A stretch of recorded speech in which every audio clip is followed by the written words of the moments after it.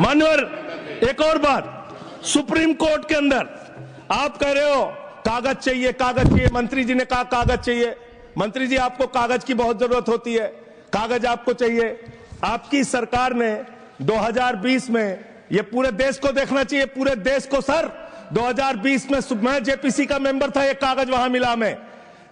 2020 में supreme court में, sir आप, मेरी बात नहीं आ रही सर मेरी बात नहीं आ रही। 2020 में मान्यवर, इस भारत की सरकार ने, मोदी जी की सरकार ने शपथ पत्र दिया सुप्रीम कोर्ट में। से क्या लिखा हुआ है? 99% वक्फ की संपत्तियां डिजिटाइज हो चुकी हैं। मुख्तार अब्बास नकवी साहब आपके मंत्री थे, उनका बयान है 100% वक्फ की संपत्तियां डिजिटाइज हो चुकी हैं।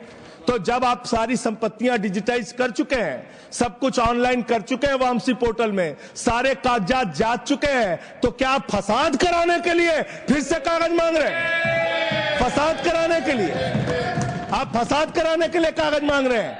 आप फसाद कराने वाले हिंदू हैं, हम सौहार्द फैलाने वाले हिंदू हैं। यह बुनियादी फर्क है, यह बुनियादी फर्क है आप में। आप देश भर में फसाद, नफरत, लड़ाई, झगड़ा कराने का काम करते हैं।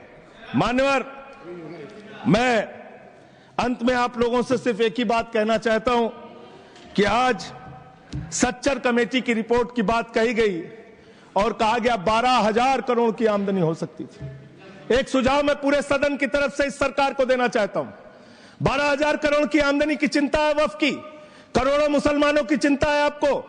एक अपने दोस्त को पकड़ के लाइए, नीरव मोदी को 20,000 करोड़ वसूलिए, 12,000 करोड़ वक्फ को दीजिए, 8,000 करोड़ अपने पास रखिए।